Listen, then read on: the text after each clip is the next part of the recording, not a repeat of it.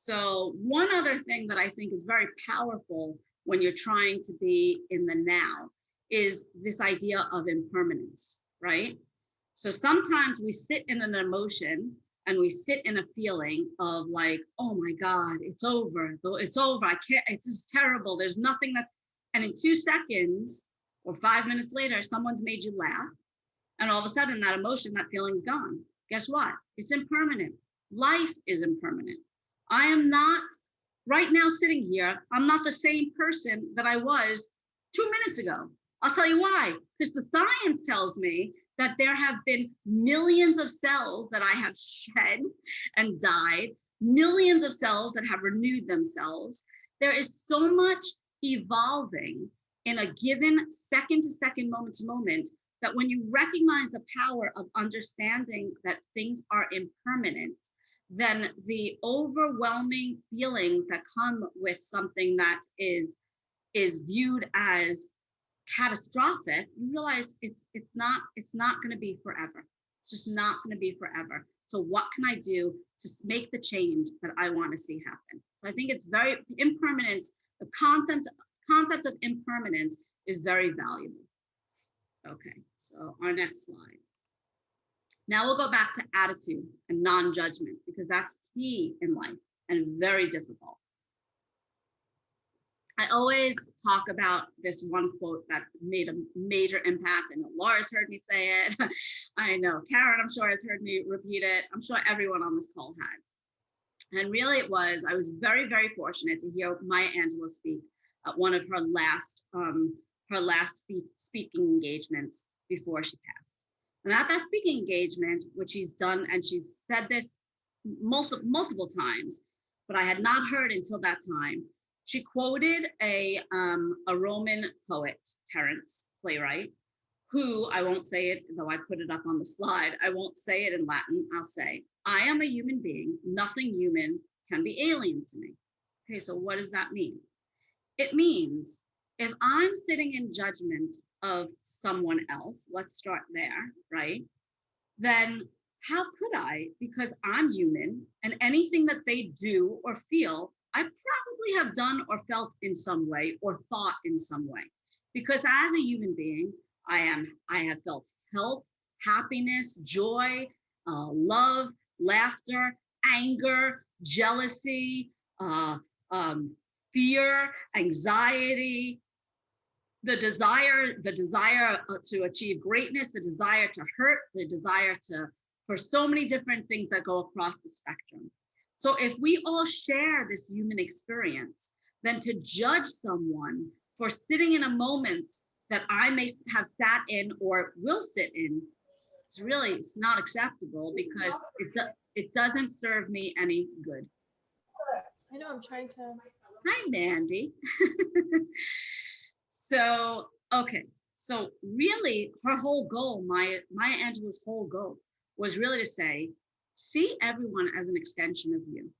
And then when you start seeing everyone as an extension of you, then you recognize your power, you recognize their power and the opportunity for growth and to evolve. And that you yourself are not a lost cause, and neither are those around you. Does not mean that everyone is going to rise to the occasion. It doesn't mean that there isn't some good, some bad. It just means that it gives you an opportunity to learn and practice non-judgment, because judgment is often what's getting in your way for you achieving your own goals. Okay, so that's a little bit about judgment. Now I will move on to going more into that. Well, again, remember, we're talking about mindfulness, and we're talking about the third aspect of mindfulness, which is your attitude. And your attitude has to be, again, non-judgmental, caring, compassionate, curious. Those are the things that you need to hone mindfulness in everything you say and do.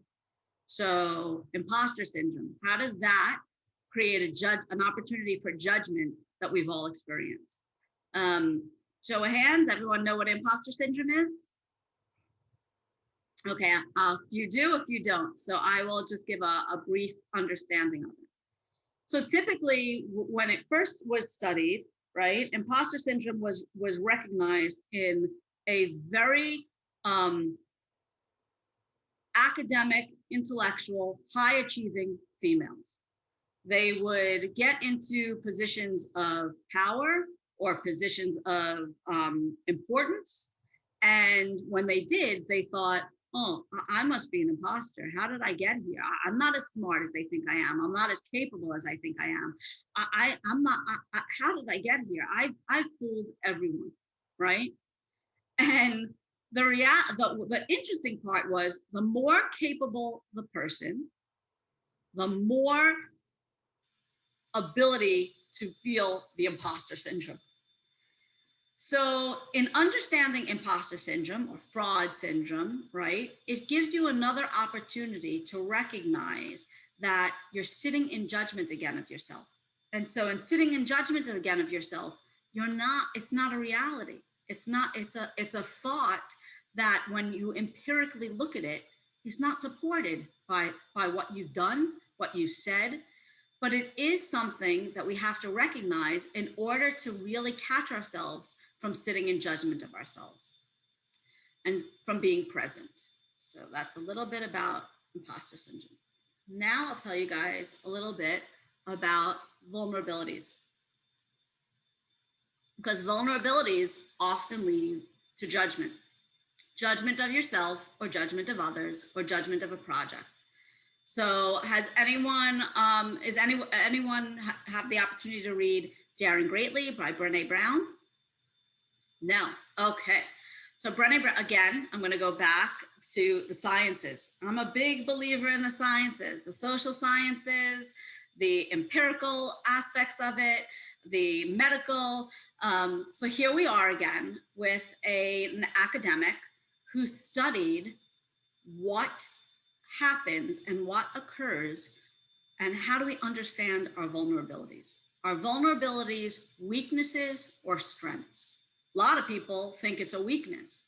But if I were to tell you that in order to have experienced the highest form of love, you have to let yourself be vulnerable, you'd all agree, right?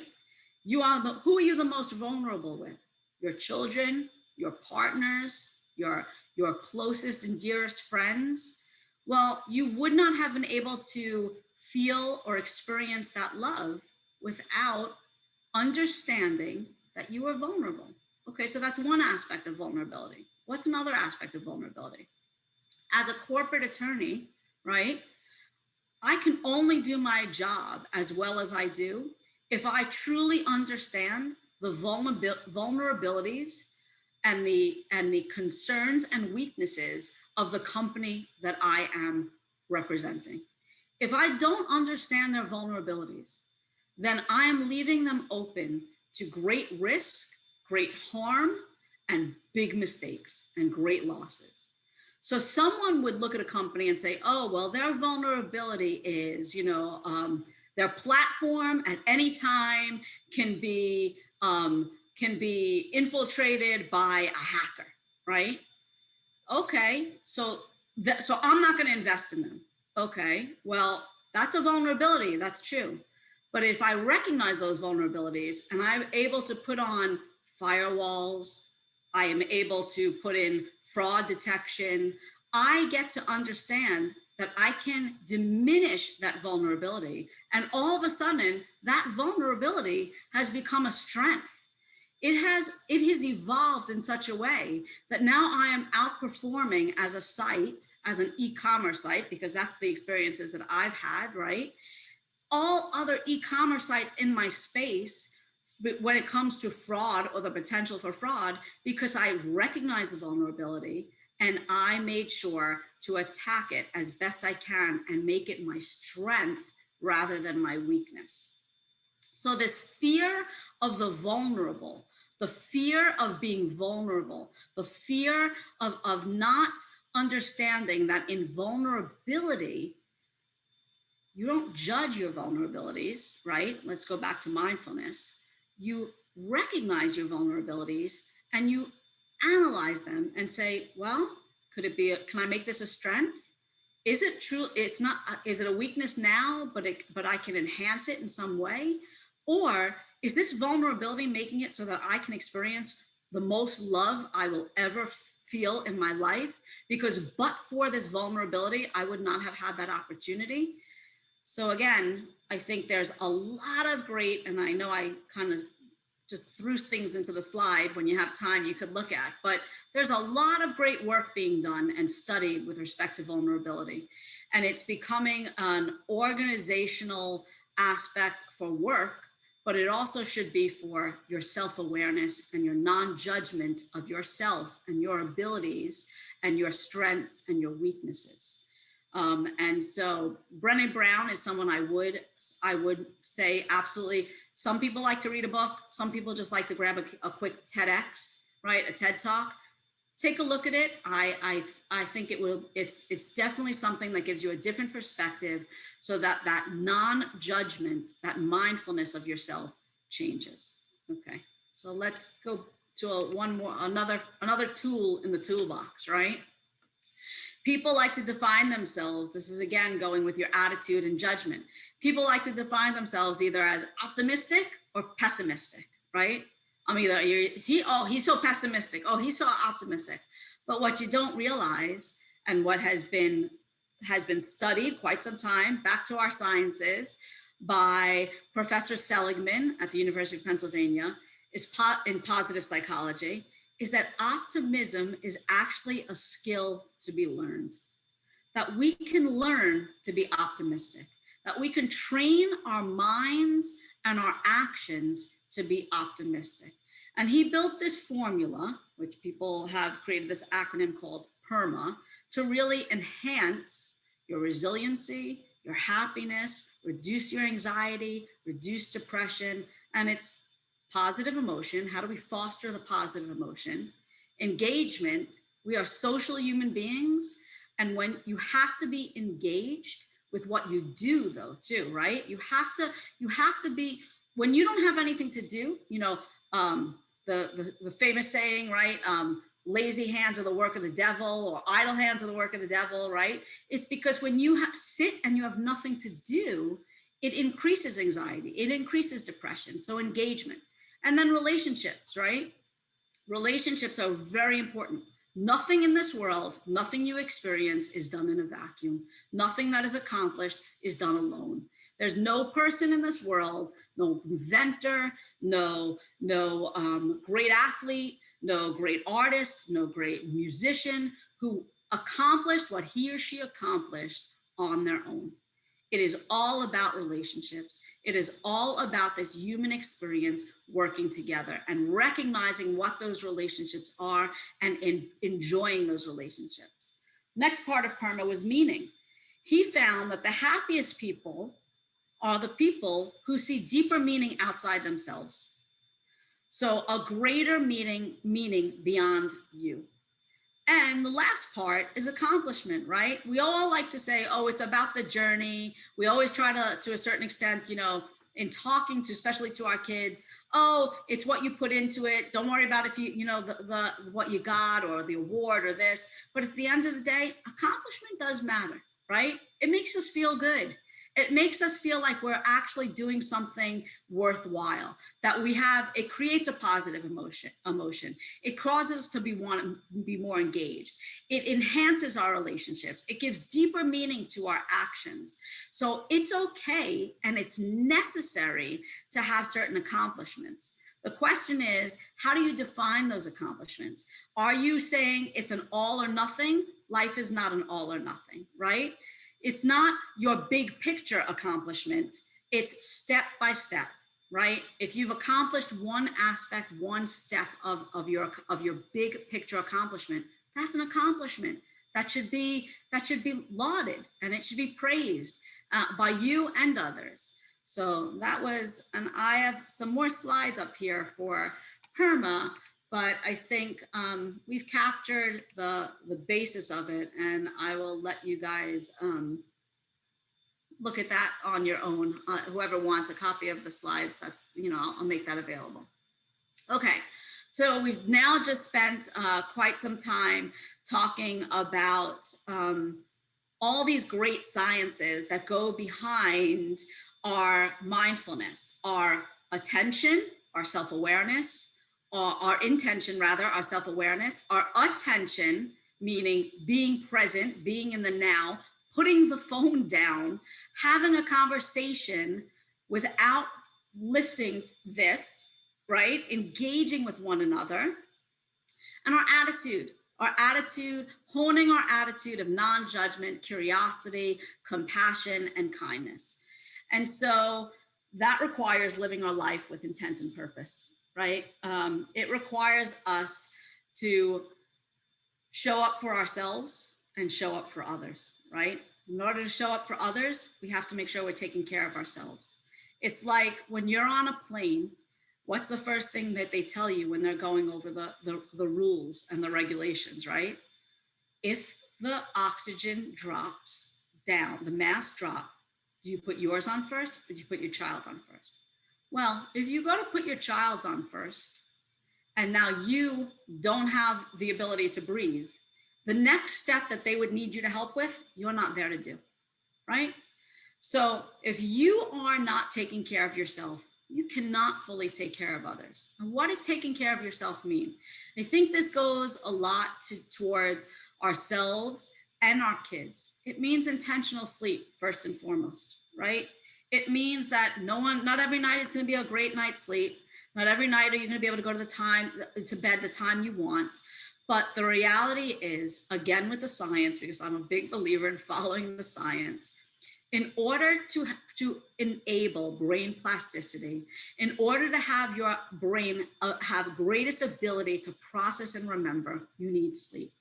Even more so, your brain actually is creating toxins and waste. And it doesn't have a lymphatic system to release those toxins and that waste. The way it cleans itself out so that more can be inserted in, more data can be ingested, more thoughts can be perceived, is by sleep. And when you interfere with your sleep, you're interfering with the removal of that waste from that interstitial space. Okay, what does it mean for intentional health? It means we all get busy in our schedule, and our schedule tends to take us over, and our routines and habits tend to take us over. But you got to take a moment. Why are you feeding your mind and your body with nutrients? You're 90% water. Are you drinking water? Are you eating properly? Are you giving yourself the time for downtime? Or is your downtime, has it become your procrastination time and you're now immersed in social media? Well, it has to be intentional. Stop walking through life as, on this like either zombie or just go. You just know one, go, or you just know another. I'm just going to retreat and procrastinate and sit in my bed, and that's it. And I know I have all this to do, but throw the covers over me. I don't want to have to think about it, because if I think about it, I'm going to judge myself. And if I judge myself, I don't like who I am. So intentional health. Life is about intention. You have to wake up every day with an intention. And what does that mean? That means visualizing, planning, organizing, planning, and executing, and time management. And we don't do this enough. And our kids definitely do not do this enough. Again, I'll go back to the science. It's going to be a repetitive theme with me, but it's true. When it comes to lists, the actual notion of writing a list and crossing off the list has a scientific effect on your body and your mind. The actual point of being organized, growing up, I'll give my mom and dad props. Growing up, I was repetitively heard, if your room's not organized, your mind's not organized. If you live in disorganization, you will be disorganized. So organization actually releases the anxiety and the stress of, what am I doing? What am I supposed to be doing? Where am I supposed to go? What didn't I accomplish? What did I accomplish?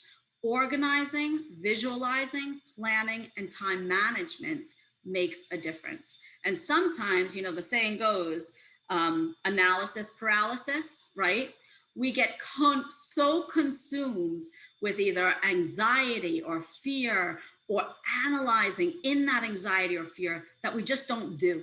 So that's a big phrase that I use in my house. When my kids, you know, and now my college son calls me up and says, I have all this work to do. I said, well, stop talking about it and just do. Because you see, in the amount of time you spent talking to me about what you had to do, you probably could have crossed off 3 things from your list. So do me a favor, just go do. Stop watching TikTok. Stop going into bed and putting the cover over your head.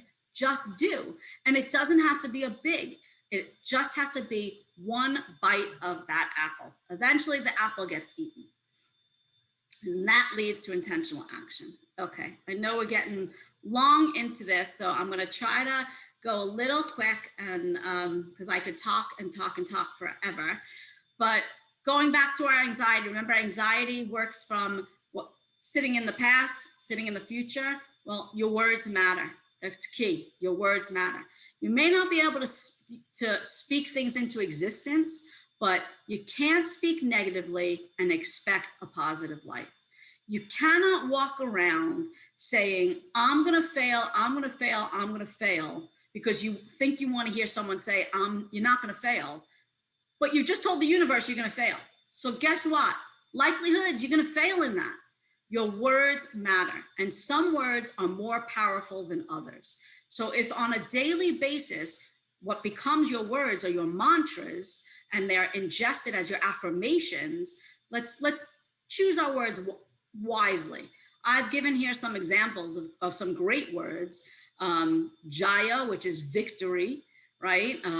During COVID, Andrew Cuomo was constantly Excelsior, Excelsior, make it better, ever upward, Excelsior, still higher.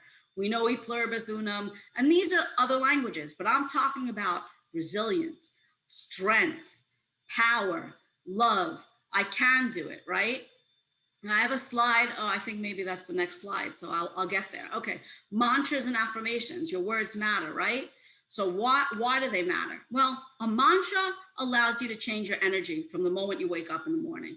From the moment you wake up in the morning, whether you recognize it or not, from the moment you start to open your eyes, you're having millions of thoughts. Millions of thoughts are floating through.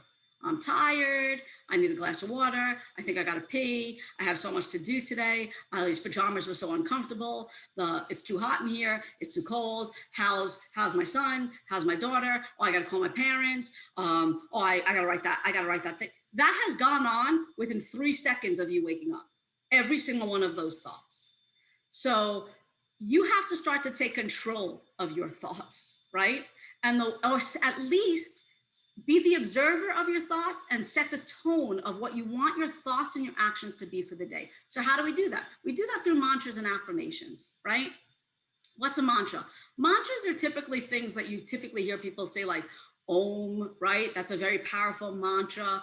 Music can be your mantra. Mantra doesn't need to have meaning. It just has to elevate your energy to a place of attention, intention, attention, and attitude that is going to be mindful for you for your entire day. An affirmation is something that you may use throughout your day or week or month that you write down, that's going to help you refocus on what you're looking to accomplish. So maybe you are someone who is really wants love to come their way, right? And so you're going to put down the most perfect love in the most perfect way. Or maybe you have to, you want to set forth that you want this transformation in your life, right?